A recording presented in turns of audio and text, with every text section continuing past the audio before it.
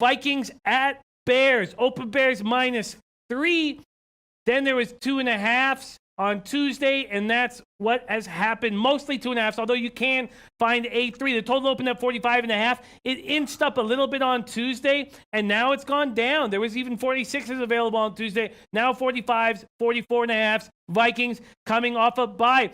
Trubisky has been much better than I expected him to be this season, and I'm not afraid to say it, wrong at this point on Trubisky. 65.5% of his passes, 2,300 yards, 19 touchdowns, 7 picks, also run for 320 yards and 3 touchdowns. The Bears rank 4th in the league in total defense, 1 spot ahead of the Vikings. 30 sacks. Vikings are 5th in the NFL in total defense, giving up 322.2 yards per game. Last week against the Lions, Trubisky threw for 355 yards, but that was a Lions team that was missing Darius Slay. Now, when we broke down this game Tuesday, and Donnie, I don't mean to put words in your mouth or anything like that, but I remember you liking the Bears, and I may be mistaken, but I felt like you liked the Bears. I thought the guys in the chat liked the Bears. And I was, okay, the Bears. And I was working on that game thinking about the Bears all weekend, and I like the Vikings here. I like the Vikings coming off a bye. There's certain parts of this Bears team that is very strong. I love the job that's being done by the front office. I love the team they put together. But I think this Vikings team is very dangerous, a very dangerous dog coming off of a bye. I think Zimmer can get these guys rolling on a playoff push. I think Griffin is going to improve. Very interested to hear what you guys have to say. Why don't we start with you, Whale Capper? Vikings at Bears. Okay, I'm on the Vikings with you, Jimmy. And we talked about this last week when the Bears were playing the Lions. It felt like it was a week too early to really start to fade the Bears. And we avoided taking an L, thankfully. But I think this week is the week that we look for some cracks with the Chicago Bears. We know they have some limitations in defense. They are susceptible to the middle to deep passing game. Minnesota can absolutely hit you there. Where Minnesota is relatively weak is the middle of their offensive line. They don't have a strong run game, but I think that the Bears don't necessarily, on defense, they don't match up particularly well to be able to truly stop the Vikings and to keep them from getting theirs in this game. You flip the script, and the Vikings are getting healthier on defense. Xavier Rhodes is going to be back. I know Sendejo is questionable. Really wish he was in this. Yeah, I really wish he was fully healthy in this game, and that you had a fully healthy complement on defense trotting out there with, Barr's questionable as well. And, I'm going to be keeping my eye on those, on the injury report as we get even closer here. But presumably you're going to have a relatively full strength, healthy Vikings defense out there. And here's where the Bears have succeeded. It is in the first 15 plays of the game where they are going off of Nagy's well-scripted offensive approach. And with the Minnesota Vikings, the way that you beat them, the way that you put points up on their defense is you get them out of their base defense, what they want to do. You get them to where they are trying to adjust to your approach. And Mike Zimmer has a relatively narrow subset of adjustments. He only has a couple of things that he does. When things are going wrong, you can pretty much count on Mike Zimmer's going to do this on defense. And we've seen that teams like the Eagles, teams like the Rams, teams like the Saints, they've identified ways to get the Vikings on their heels on defense. They know what Zimmer's going to do, and they have a counterpunch ready. I don't think the Bears are going to be able to pull this off. I think the first 15 kind of scripted plays that you see out of the Bears, the Vikings are going to be ready for it. They're going to put, Trubisky in a little bit of a tight spot. To the degree Trubisky hasn't, after you get out of the scripted part of the game for the Bears, Trubisky's only really been effective by scrambling and kind of, pulling off some pretty, miraculous plays outside of the pocket. I would expect that the Vikings, defense here puts a stamp on this game that, the Bears, you are not ready for prime time. You are not the favorites in this division. The Vikings, we are going to seize control of the NFC North in this game. Huge result for the Vikings last night with the Packers losing.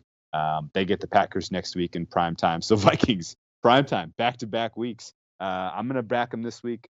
I haven't decided what to do about next week. But I think this week they get the job done. I'm on the Vikings money line. I got a little Vikings plus 1.5 also from earlier in the week. I think they get the job done. And I think the Bears, after this week, after a couple other tough games coming up, I think you're going to be talking about fighting for that 6th wild card spot, not an NFC North title.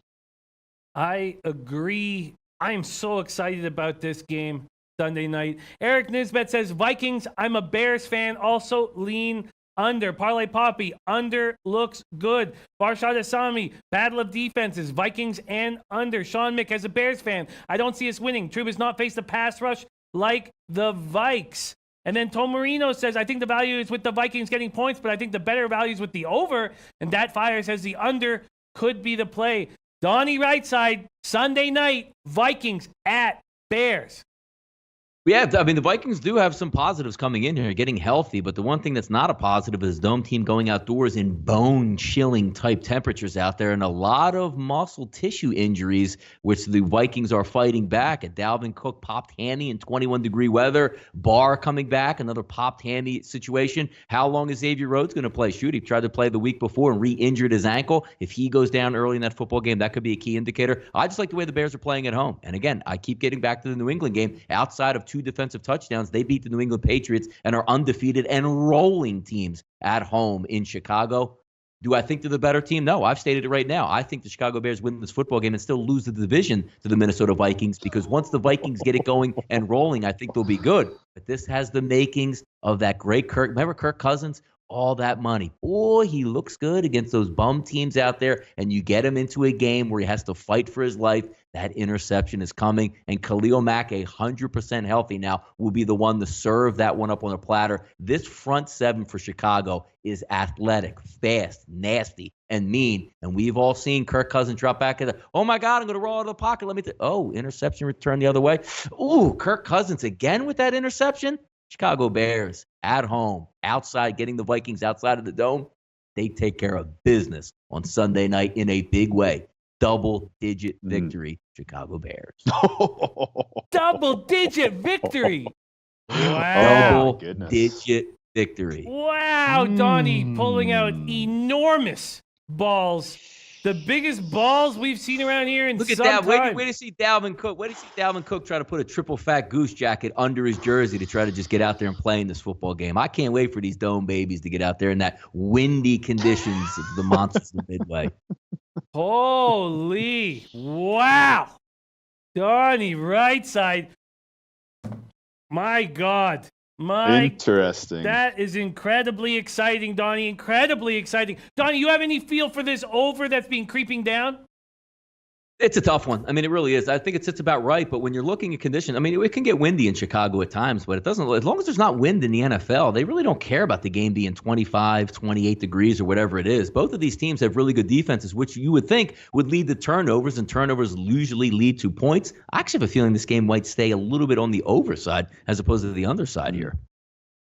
Wow. I'm still in shock here. Sitting here in shock. Get on the Maserati. There's a Maserati team out there named Maserati Mitch, and he ain't going down in this football game. Allen Robinson's going to be hitting up. Look, can't you see it midway through the first quarter? Xavier Rhodes hobbling down the field after he gets beat on a deep touchdown route. Come on, we can all see it right now.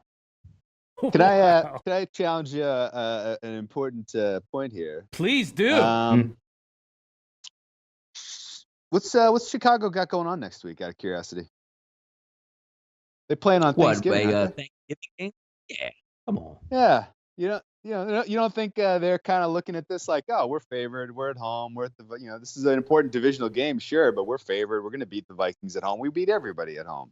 Next week we get another shot at the Lions. It's on Thanksgiving. We could sew up the division next week. You don't think there's any little bit of chance that maybe they're looking? I'm gonna counter that game next week by going, they should call me up as a capper, because you know what I'll tell Matt Nagy? Matt, you're a road team on Thursday next week. That's an automatic loss. You better put it all into this game versus the Vikings right now, because you have no shot next week going on the road on Thursday. Thank you. Wow. Anna Merrick says should be good. Anna Merrick says, I respect Donnie taking his nuts out and putting them on the table, but Vikings all day. I'll tell you this. Donnie's on to something. If the Bears win, it's not going to be close. If the Bears win, it's going to be because they came out and gave 100% full heart perform. And you're going to have, like you said, if they have a lead going into the fourth quarter and they can really unleash some of their pass rush weapons, the likelihood that you see some turnovers in lieu of a Vikings comeback, I think, is pretty high. We know, you bring up the Kirk Cousins. It's a great point about the way Kirk Cousins plays games.